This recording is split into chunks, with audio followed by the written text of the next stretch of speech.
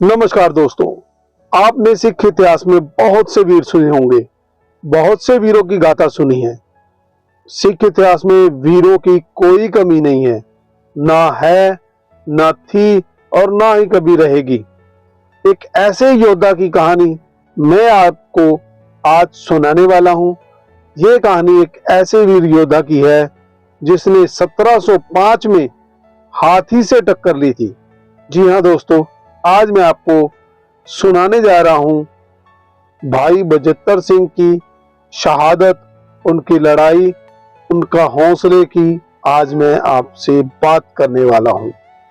और दोस्तों, अगर आप ऐसे हिस्टोरिकल वीडियो देखना पसंद करते हैं तो आप हमारे इस चैनल को सब्सक्राइब कीजिए, वीडियो को लाइक कीजिए और आपको अगर ये वीडियो अच्छी लगती है, ये सिख इतिहास अच्छा लगता है तो अपने दोस्तों के साथ इस वीडियो को शेयर कीजिएगा।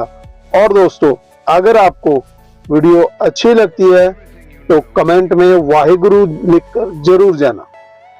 भाई बचेत्र सिंह का जन्म 6 मई 1664 को हुआ था।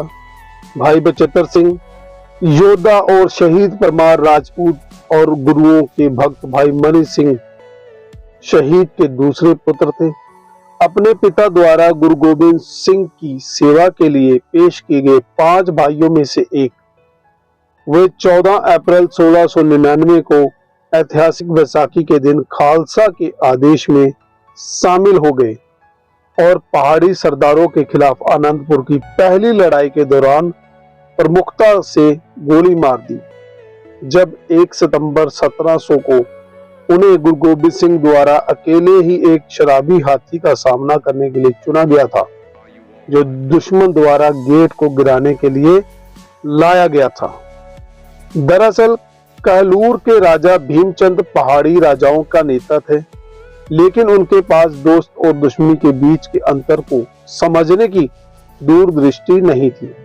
उन्होंने फिर से युद्ध की तैयारी की और लोहगढ़ के किले में गुरु गोबिंद सिंह जी के खिलाफ लड़ने के लिए आगे बढ़े। उसकी योजना एक नशे में धुत हाथी की मदद से सामने के गेट को खोलने की थी और बड़ी संख्या में अपनी सेना को किले में घुसने देना था। गुरु साहब जी के बारे में पता चला और उन्होंने दुनी चंद, एक अच्छी तरह से नियमित व्यक्ति को हाथी के सामने करने के लिए तैयार होने के लिए कहा, लेकिन यह मसंद ठंडे पड़ गया और किले से भागना चाहते थे। उनके स्थान पर भाई बचेत्र सिंह ने स्वेच्छा से भाग लिया और इस प्रकार उन्हें हाथी पर सामने से हमला करने के लिए प्रतिनियुक्त किया गया। हाथी के हमले का इंतजार करने की बजाय फाटक खोल दिया गया और भाई बचेत्र सिंह नागनी, जिसको भाला भी बोलते हैं, लेकर घोड़े पर सवार होकर निकल पड़े। उनके पीछे भाई उदय सिंह और कई सिख घोड़े पर सवार थे। भाई बचेत्र सिंह अपने घोड़े पर सवार होकर रकाब पे खड़े होकर हाथी से भिड़ गए और उसके माथे पर धातु की पट्टी बंधी होने के बावजूद उसे अपनी नागनी से सफलतापूर्वक भेदने में सफल रहे। उसने एक फुर्ती से आक्रमण किया और अपनी तलवार के वार से हाथी की सूंड को काट डाला। घायल हाथी चिल्लाया और दुश्मन की सेना में तबाही मचाते हुए वापस भाग गया।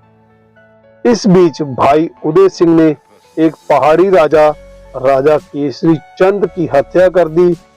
दोनों पक्षों में भारी नुकसान के साथ लड़ाई हुई, लेकिन केसरी चंद और हाथी की मौत के साथ राजा भीमचंद ने युद्ध के मैदान में अपनी सेना वापस ले ली और भाग गया। भाई बचेत्र सिंह ने निर्मोहगढ़ और बंसाली और अनंतपुर की आखिरी लड़ाई में भी कार्रवाई की। 5-6 दिसंबर 1705 की उस दुर्भाग्यपूर्ण रात को जब अनंतपुर को खाली करवाया गया था, वह उन लोगों में से एक थी जिन्होंने मूसलाधार सरसा नदी को सुरक्षित रूप से पार किया था। रोपड़ की दिशा से पीछे की ओर पीछा कर रहे एक गार्ड के सिर पर मलिकपुर रंगहारण के पास अनियमितों के शरीर के साथ उनकी मुठभेड़ हुई, जिसमें वह गंभीर रूप से घायल हो गए। उन्हें साहबजादा अजीत सिंह और भाई मदन सिंह द्वारा मृत्यु के करीब पहुंचने वाले थे तो उन्हें निहंग खान के घर ले जाया गया।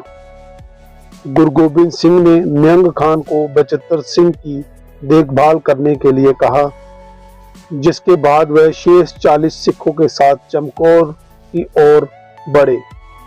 गुरु गोबिंद सिंह जी उनके जाने से पहले निहंग खान को प्रदान किया गया एक